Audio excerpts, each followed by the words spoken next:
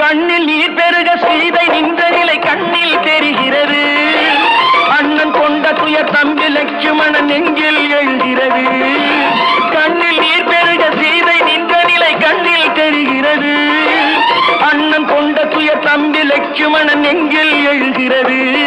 அது பாசமன்றோ இது வேஷமன்றோ, அது பாசமன்றோ இது வேஷமன்றோ, அவன் ராஜாதி ராஜனுக்கு பிள்ளை அல்லவோ, இந்த ராஜ பார்த்து ரங்கத்துறை ஏழை அல்லவா.